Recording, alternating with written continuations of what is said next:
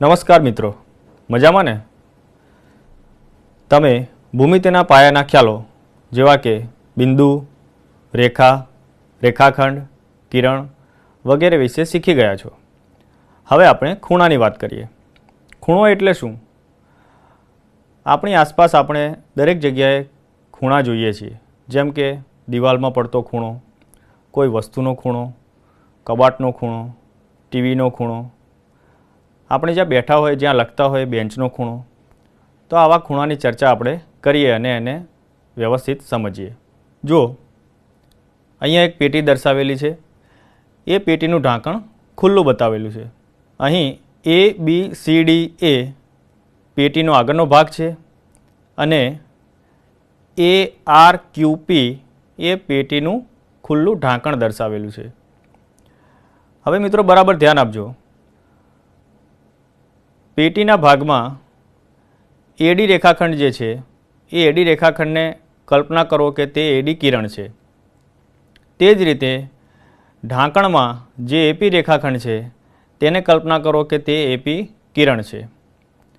હવે આ બંને કિરણની આપણે વાત કરીએ. AP કિરણ અને AD કિરણ, આ બંને કિરણો એક જ બિંદુ એમાંથી નીકળતા કિરણો છે. હવે એને આપણે બરાબર સમજીએ.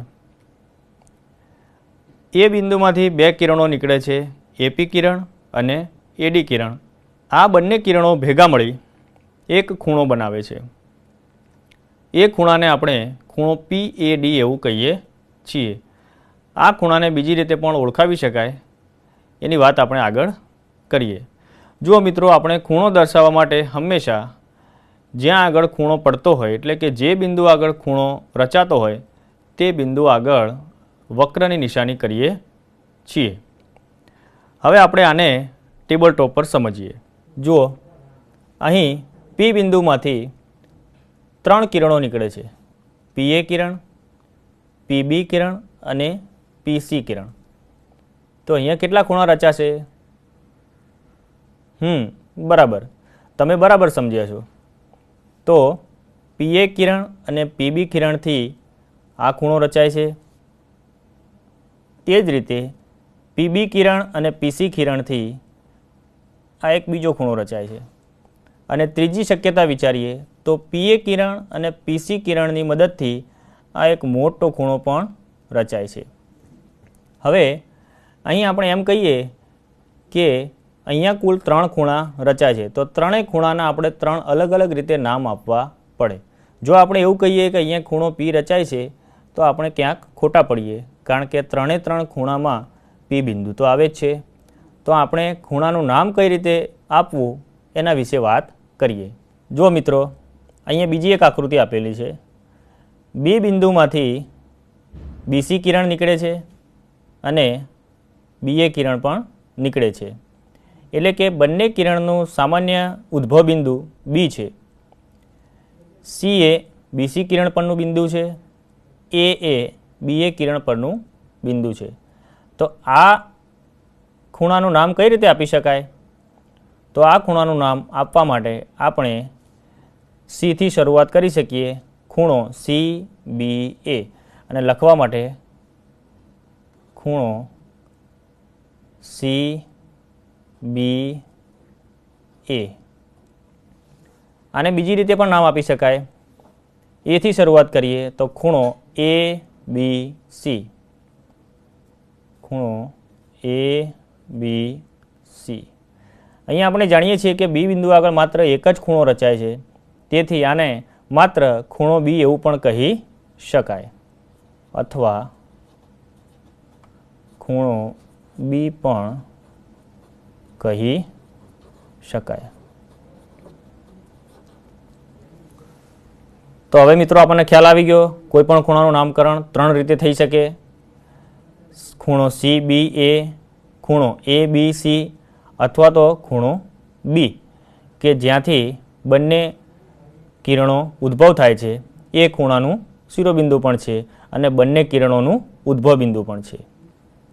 જુઓ મિત્રો, હવે આપણે ખૂણાના અંદરના ભાગની વાત કરીએ.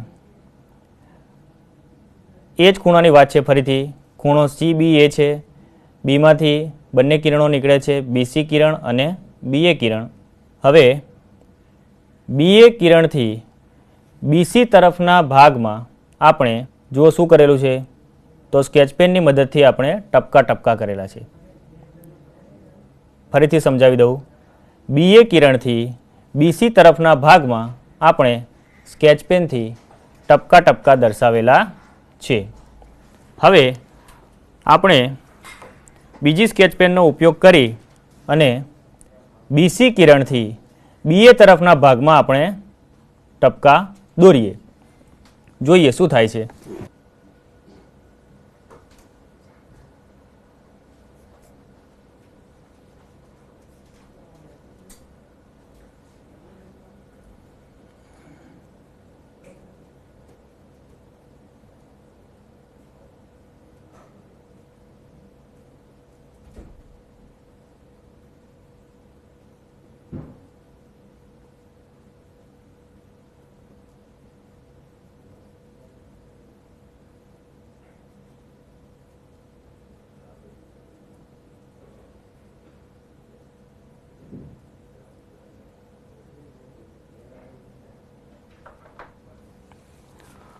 જો મિત્રો, આપ જોઈ શકો છો કે પહેલાં આપણે વાદળી સ્કેચપેનની મદદથી બીએ કિરણથી બીસી તરફનો ભાગ છાંયાંકિત કર્યો. તેવી જ રીતે લાલ સ્કેચપેનની મદદથી બીસી તરફથી બીએ તરફનો ભાગ છાંયાંકિત કર્યો. હવે જો કેટલોક વિસ્તાર એવો છે કે જ્યાં આગળ બંને સ્કેચપેનના ટપકા આપણે જોઈ શકીએ છીએ. એ વિસ્તાર આપણે બરાબર સમજીએ તો એ વિસ્તાર છે ખૂણો CBAના અંદરનો ભાગ.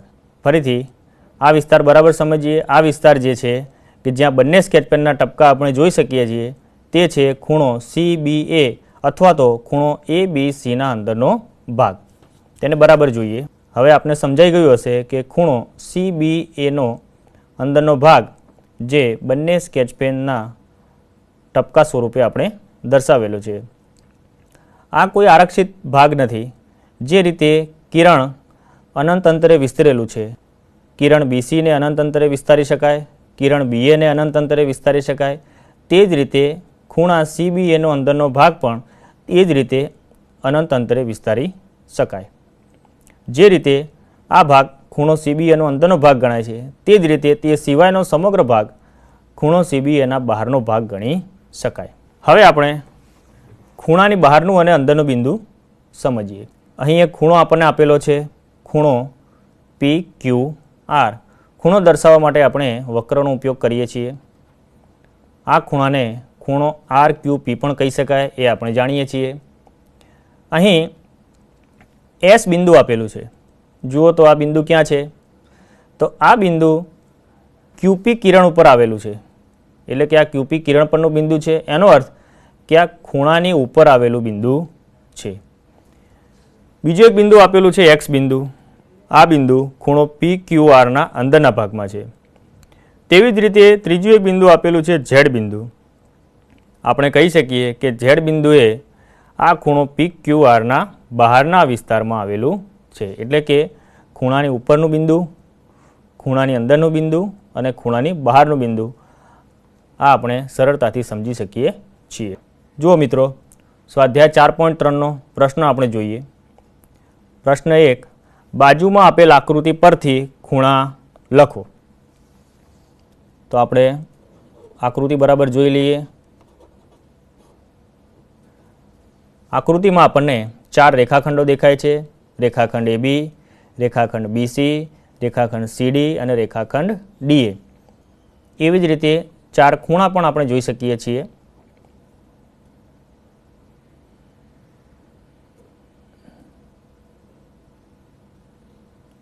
તો આ 4 ખૂણાના નામ આપણે લખવાના છે. તો આપણે એથી શરૂઆત કરીએ. ખૂણો ABC,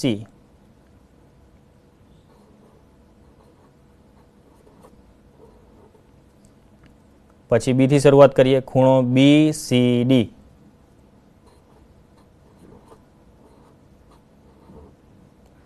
પછી C થી શરૂઆત કરીએ. ખૂણો CDA અને D થી શરૂઆત કરીએ. ખૂણો DAC. ખૂણો DAB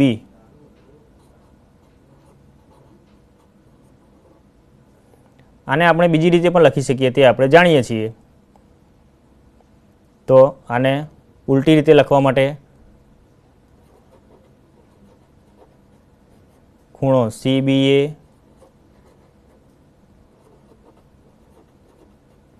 ખૂણો DCB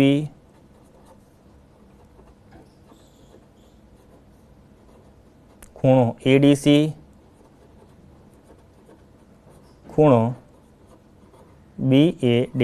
આમ આ આકૃતિમાં કુલ 4 ખૂણા છે. ચારેય ખૂણાનું નામ આપણે બબે રીતે આપી શકીએ. એ ચારે ચાર ખૂણાના નામ આપણે અહીં લખેલા છે.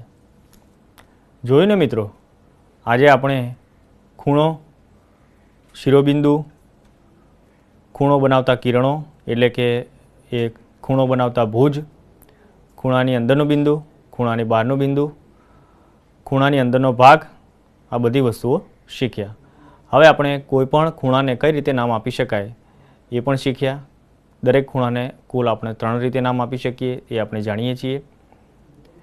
તો આ ખૂણાને લગતા પ્રશ્નો આપ પાઠ્યપુસ્તકમાંથી જોઈને લખશો. ભૂમિતિના પાયાના ખ્યાલોમાં અગાઉ આપણે ખૂણાની વાત કરી. હવે આપણે ત્રિકોણ વિશે શીખીશું. જુઓ મિત્રો, ત્રિકોણને આપણે ટ્રાયંગલ કહીએ છીએ. 3 ખૂણાઓ અને 3 બાજુઓ ધરાવતી આકૃતિને આપણે સામાન્ય રીતે ત્રિકોણ તરીકે ઓળખીએ છીએ. ત્રિકોણ 3 ખૂણા ધરાવે છે,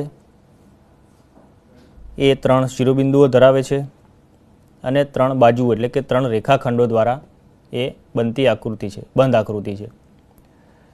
આમ જોવા જાવ તો એ સૌથી ઓછી બાજુઓવાળો બહુકોણ પણ છે, કારણ કે બહુકોણ રચવા માટે ઓછામાં ઓછી 3 બાજુઓ જોઈએ અને એ 3 બાજુઓ ત્રિકોણ ધરાવે છે. અહીં એક ત્રિકોણ આપેલો છે, ત્રિકોણ PQR. P, Q અને R આ 3 ત્રિકોણના શિરોબિંદુઓ છે. આપણે સાથે સાથે લખતા રહીએ.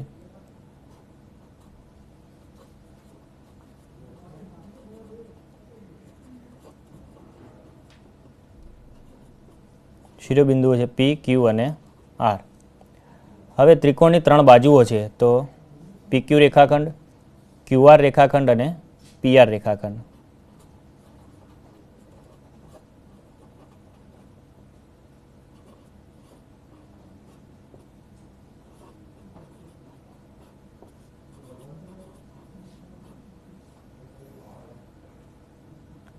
હવે અહીં બીજા 3 બિંદુઓ આપેલા છે, બિંદુ X, બિંદુ Y અને બિંદુ Z. અહીં આપણે X બિંદુની વાત કરીએ તો X બિંદુ ક્યાં છે? તો આપણે જોઈ શકીએ છીએ કે ત્રિકોણની જે બંધ આકૃતિ છે, ત્રિકોણ PQRના અંદરના ભાગમાં આપણને બિંદુ X દેખાય છે, એટલે કે બિંદુ X એ આપેલા ત્રિકોણના અંદરના ભાગમાં છે.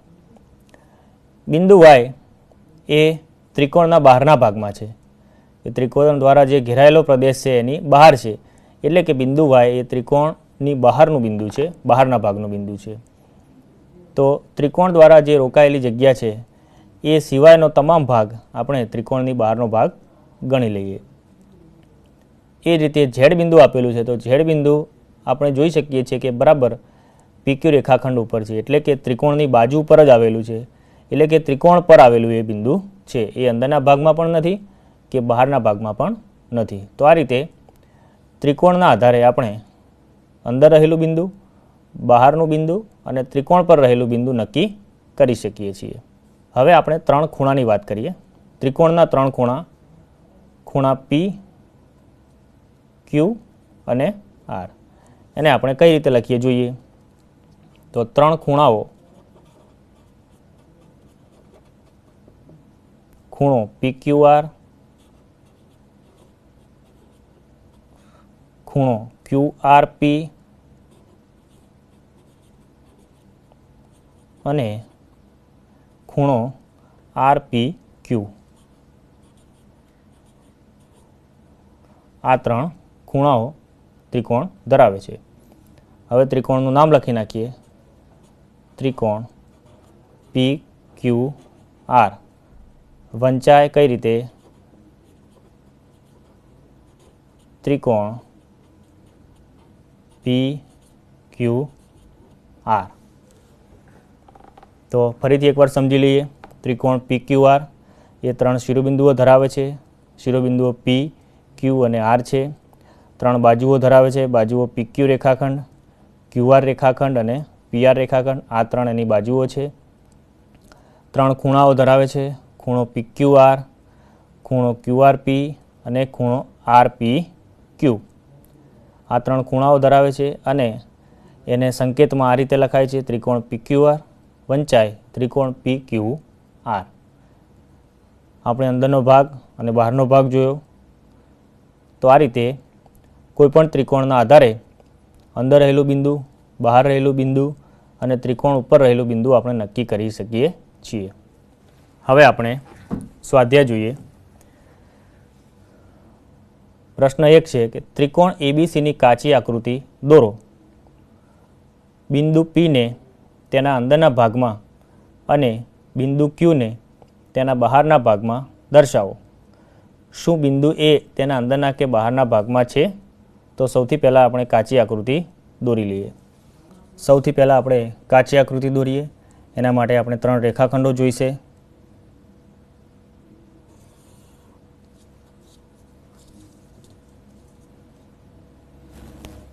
બરાબર ધ્યાનથી આપણે માપપટ્ટીની મદદથી ત્રિકોણની કાચી આકૃતિ બનાવીએ.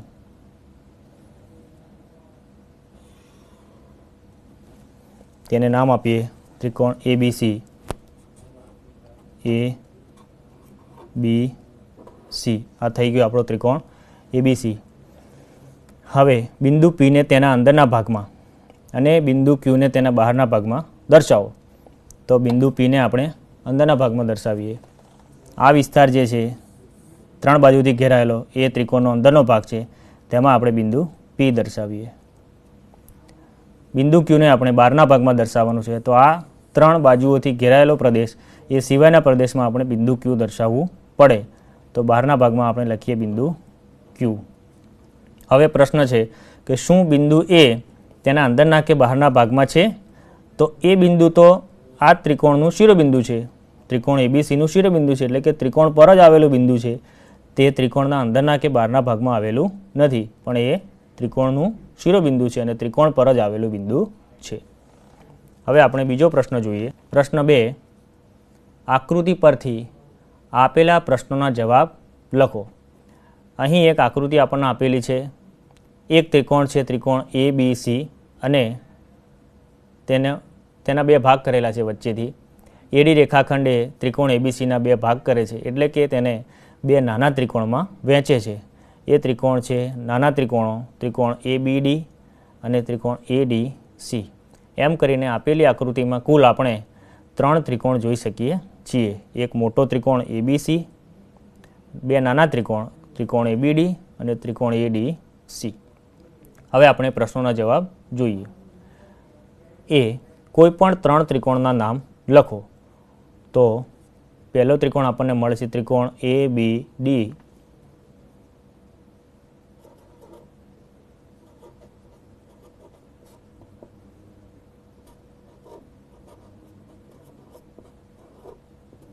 બીજો ત્રિકોણ છે ત્રિકોણ એ ડી સી.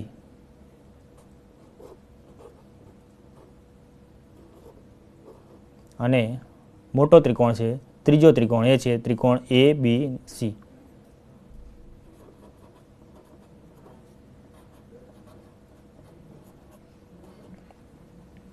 હવે બી પ્રશ્ન છે 7 ખૂણાના નામ લખો. તો અહીંથી એથી આપણે શરૂઆત કરીએ એટલે આપણને ખૂણાઓ મળશે. ખૂણો એ બી ડી,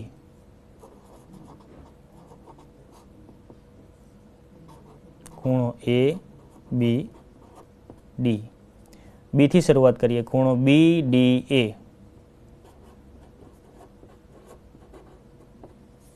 આ જ ત્રિકોણમાં ત્રીજો ખૂણો, ખૂણો ડી એ બી. હવે બીજા ત્રિકોણની વાત કરીએ. ત્રિકોણ એડીસીમાં 3 ખૂણા, તો ખૂણો એ ડી સી,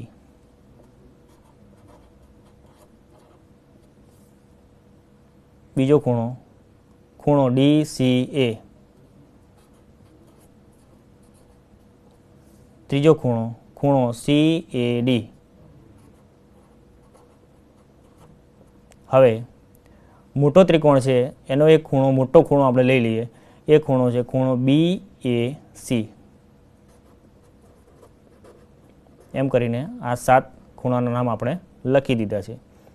હવે પ્રશ્ન છે C, 6 રેખાખંડોના નામ લખો. તો ત્રિકોણ બનાવતી બાજુને આપણે રેખાખંડ કહીએ છીએ. તો રેખાખંડોના નામ લખી નાખીએ. રેખાખંડ AB, રેખાખંડ BD, રેખાખંડ AD, એ જ રીતે રેખાખંડ DC, રેખાખંડ CA અને મોટા ત્રિકોણનો રેખાખંડ BC.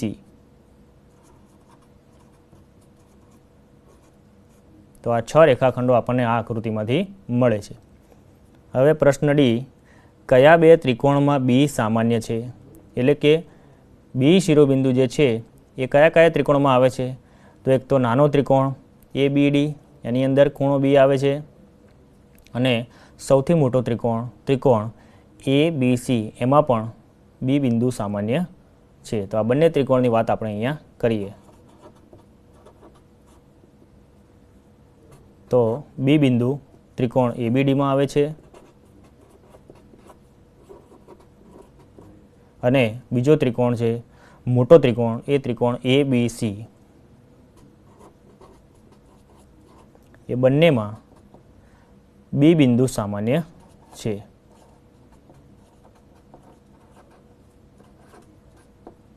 તો જોયું ને મિત્રો, આપણે ત્રિકોણ જોયો, ત્રિકોણના 3 શિરોબિંદુઓ વિશે શીખ્યા, ત્રિકોણની 3 બાજુઓ વિશે શીખ્યા, ત્રિકોણના 3 ખૂણા શીખ્યા, ત્રિકોણની અંદરનો ભાગ અને ત્રિકોણના બહારના ભાગની વાત કરી, ત્રિકોણ પરનું બિંદુ, ત્રિકોણની અંદરના ભાગનું બિંદુ અને ત્રિકોણની બહારના ભાગના બિંદુઓની પણ વાત કરી. એ બિંદુઓ કઈ રીતે દર્શાવી શકાય એ પણ આપણે જોયું.